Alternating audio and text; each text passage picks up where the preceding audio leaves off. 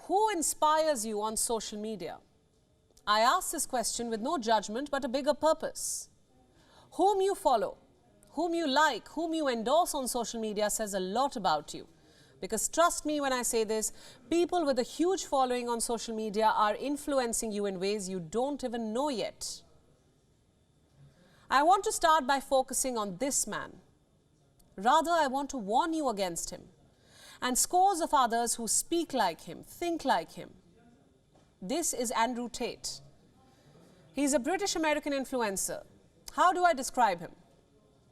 He's a self-proclaimed misogynist. What's that? Someone who hates women, despises them. Why does he feel so strongly about this way about women? We don't know. But he wears this tag proudly. He also called himself a globetrotter, a playboy. He was certainly not shy when he flaunted his wealth without a care in the world. He claimed to be the world's first trillionaire. Thankfully for all of us, he has now been arrested. According to reports, Tate was taken into custody alongside his brother and business partner. This was all part of a probe into human trafficking, organized crime, rape. He was arrested, but not before he had influenced millions.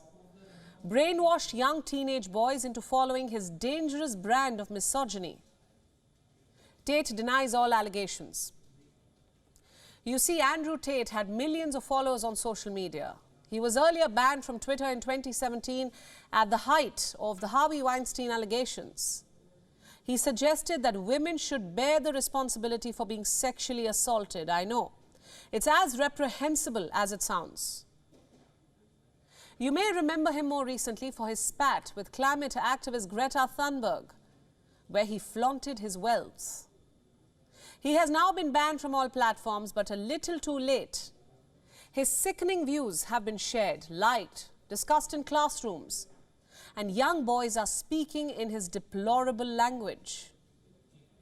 His brand of toxic masculinity, his bitter, poisonous diatribes about women, they got enough airtime on social media.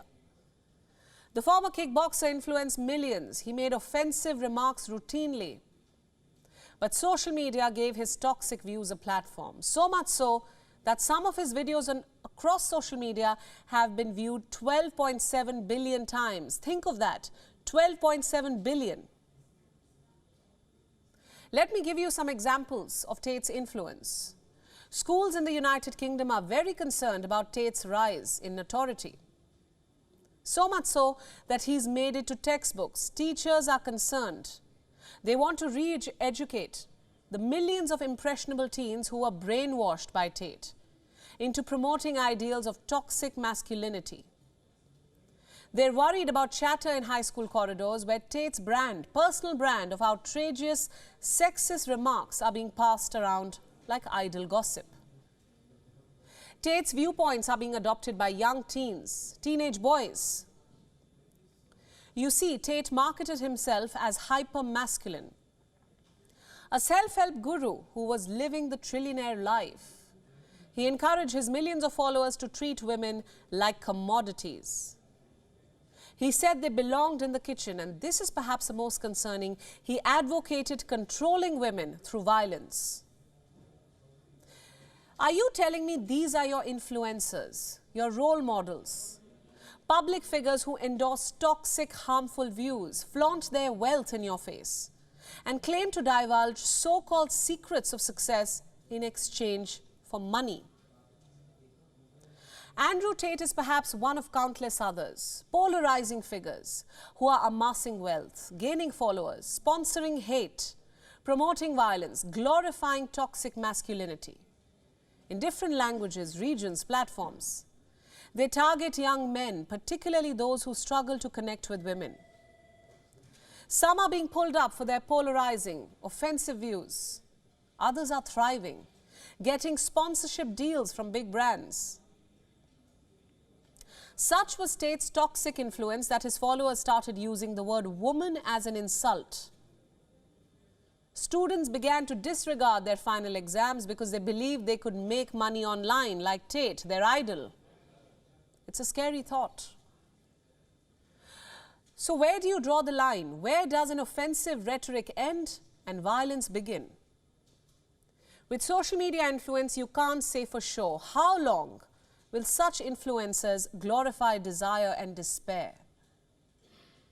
Recently, a Romanian broadcaster published a transcript of a conversation believed to be between Tate and one of his alleged victims. This is part of the prosecution's case against him.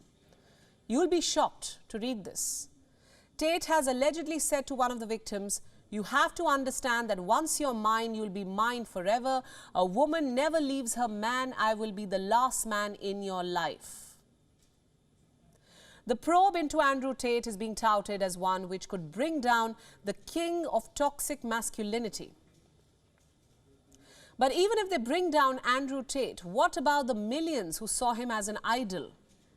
What kind of hate and misogyny will they spread? How many students of Tate's misleading, get-rich-quick school of thought are out there? How many are taking forward his legacy of hate? How many are implementing his views in the real world? No investigation has answers to these yet. WION World is now available in your country. Download the app now and get all the news updates on the move.